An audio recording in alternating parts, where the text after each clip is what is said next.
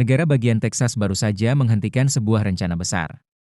Sebuah proyek dari Dubai yang ingin membangun kota baru di atas lahan seluas 2.300 hektar di wilayah Texas, kota yang cukup besar untuk menampung 20.000 warga asing, kini dibatalkan sepenuhnya. Bukan karena dana habis, bukan karena lahan tidak tersedia, dan bukan pula karena pengembangnya berubah pikiran secara sukarela.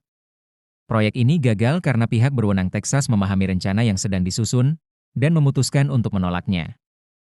Apa yang awalnya hanya berupa pembelian lahan secara diam-diam di sebelah timur kota Dallas, berubah menjadi penyelidikan resmi oleh Jaksa Agung, serangkaian proses hukum di 3 wilayah kabupaten, serta dukungan luas dari para politisi Partai Republik di Texas yang menginginkan satu hal, agar hukum syariah tidak pernah berlaku di wilayah Amerika Serikat.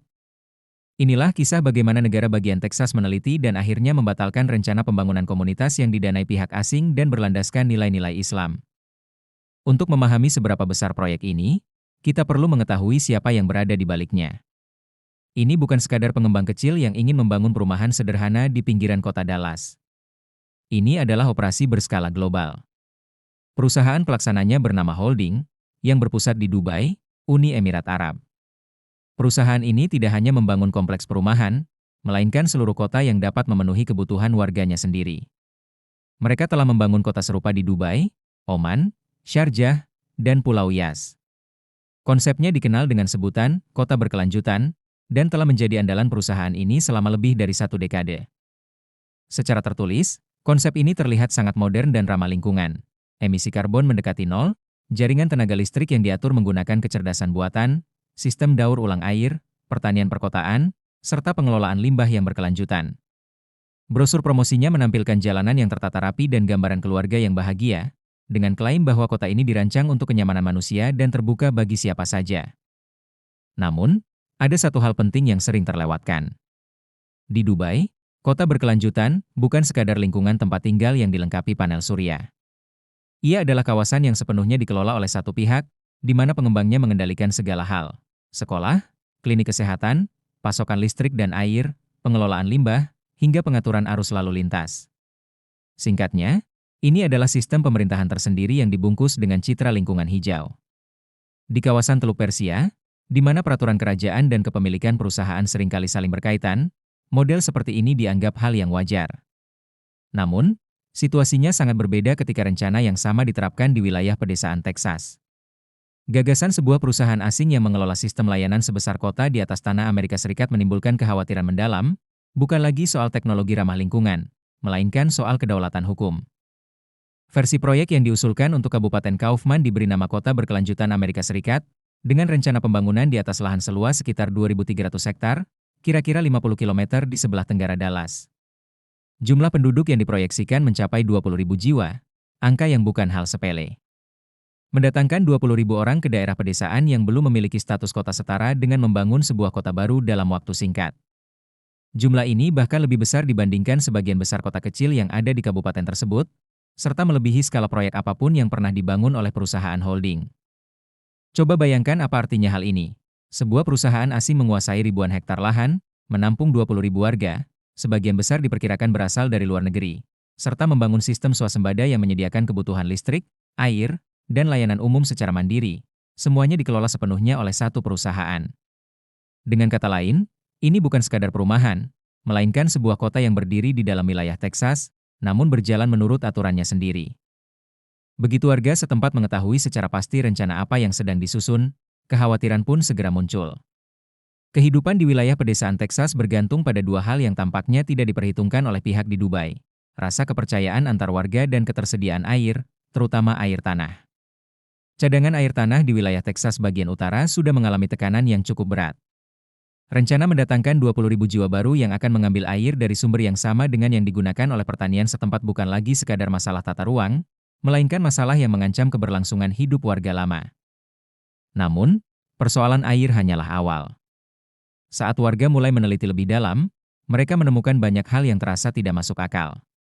Pada tanggal 9 Februari 2026, Jaksa Agung Texas, Ken Paston, secara resmi mengumumkan penyelidikan menyeluruh terhadap apa yang ia sebut sebagai rencana pembangunan kota syariah yang berpotensi melanggar hukum di Kabupaten Kaufman.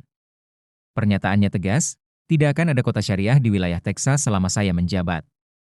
Selama Anda berada di tanah Amerika, Anda wajib mematuhi hukum Amerika. Pernyataan ini mengubah arah perdebatan secara keseluruhan. Kantor Jaksa Agung meminta akses untuk memeriksa seluruh dokumen milik perusahaan holding dan badan usaha terkait bernama Kaufman Solar LLC. Pihak negara ingin mengetahui segala hal, komunikasi dengan pejabat daerah, rincian pembelian lahan, struktur hubungan perusahaan, hingga korespondensi dengan pihak sekolah dan Dewan Pengurus Kabupaten. Penyelidikan ini memandang proyek tersebut sebagai potensi ancaman bagi keamanan nasional, dengan alasan kemungkinan masuknya warga asing dalam jumlah besar serta beban yang ditimbulkan terhadap pasokan air setempat. Bagi sebuah rencana yang bahkan belum menyelesaikan pembelian lahan maupun mengajukan gambar tata ruang secara resmi, langkah ini merupakan tekanan hukum yang sangat berat. Warga setempat pun memenuhi ruang rapat umum untuk menyampaikan keberatan dan menuntut kejelasan dari pejabat daerah. Terdapat laporan bahwa diadakan pertemuan tertutup antara pejabat kabupaten dan pihak pengembang pada tanggal 18 Maret, meskipun Ketua Kabupaten Jackie Allen membantah hal itu, menyebutnya hanya sebagai pertemuan rutin untuk meninjau kepatuhan peraturan. Hingga akhirnya, pihak pengembang menerima pesan penting. Anggota Kongres dari Partai Republik, Lance Godin yang mewakili wilayah tersebut, menyatakan bahwa ia telah menghubungi pihak perusahaan secara langsung. Saya telah berbicara dengan mereka dalam 24 jam terakhir dan menyarankan agar mereka menghentikan langkah sejenak serta mempertimbangkan kembali apakah wilayah ini memang cocok untuk proyek mereka, ujarnya. Hanya dalam waktu 24 jam setelah pernyataan itu, proyek tersebut dibatalkan. Pada tanggal 26 Maret 2026, Kantor Jaksa Agung mengumumkan secara resmi bahwa pihak pengembang telah menarik diri dari rencana pembangunan di Kabupaten Kaufman. Menurut pernyataan Jaksa Agung, rencana pembangunan kota berlandaskan hukum syariah telah berakhir. Sementara itu, pihak perusahaan holding menyampaikan pernyataan yang lebih halus, menyatakan bahwa setelah melakukan kajian teknis dan komersial secara mendalam, mereka memutuskan bahwa wilayah Kaufman tidak sesuai untuk dikembangkan. Setelah itu, Ketua Kabupaten Jackie Allen mengungkapkan satu hal penting yang sebelumnya belum diketahui publik. Pihak pengembang telah menyetujui untuk mencantumkan ketentuan resmi dalam dokumen kepemilikan tanah. Di atas lahan tersebut, selamanya dilarang membangun masjid. Artinya, ini bukan sekadar penundaan proyek, melainkan larangan yang mengikat secara hukum. Sekalipun perusahaan menjual lahannya besok, atau sekalipun ada pembeli baru yang datang 5 tahun ke depan, ketentuan itu tetap berlaku. Tidak ada lagi jalan untuk membangunnya. Namun, perjuangan di Kabupaten Kaufman hanyalah satu bagian dari persoalan yang lebih besar. Sebuah perselisihan yang jauh lebih sengit telah berlangsung selama lebih dari 1 tahun di wilayah lain, sekitar 65 km ke arah timur laut, di lahan pertanian antara Kabupaten Kolin dan Kabupaten Han. Proyek ini diberi nama yang sudah cukup jelas menggambarkan tujuannya.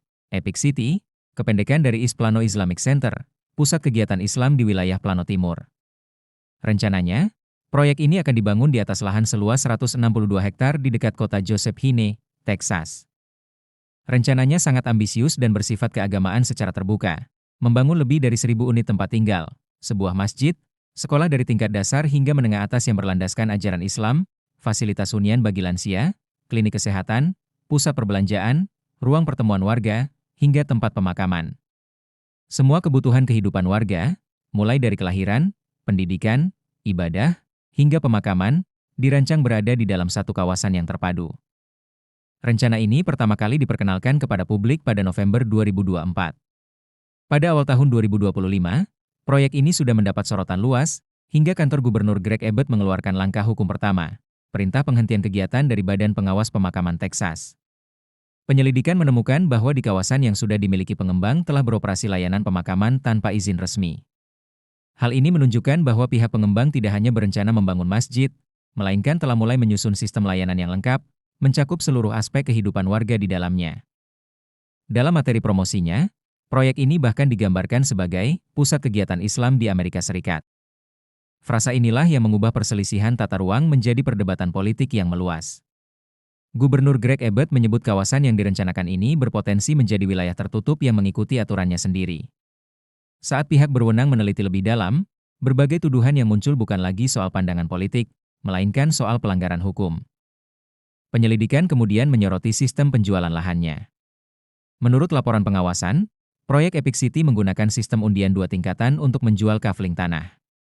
Pembeli yang masuk dalam kelompok pertama mendapatkan hak prioritas, sedangkan kelompok kedua hanya mendapatkan sisa yang tersedia. Pihak berwenang menilai sistem ini berfungsi sebagai penyaring, agar hanya pembeli yang dianggap sesuai syarat yang bisa masuk terlebih dahulu. Dalam hukum perumahan yang adil, hal ini bukan sekadar cara pemasaran, melainkan bentuk diskriminasi yang dapat dikenai sanksi hukum. Selain itu, ditemukan juga ketentuan yang mengharuskan setiap pemilik tanah di kawasan tersebut menyumbang dana secara rutin untuk mendukung operasional masjid dan lembaga pendidikan Islam yang dibangun di dalamnya, bukan secara sukarela, melainkan sebagai syarat memiliki tanah. Artinya, jika ada warga non-Muslim yang ingin membeli rumah di sana, ia tetap harus membayar untuk membiayai lembaga keagamaan yang tidak ia ikuti.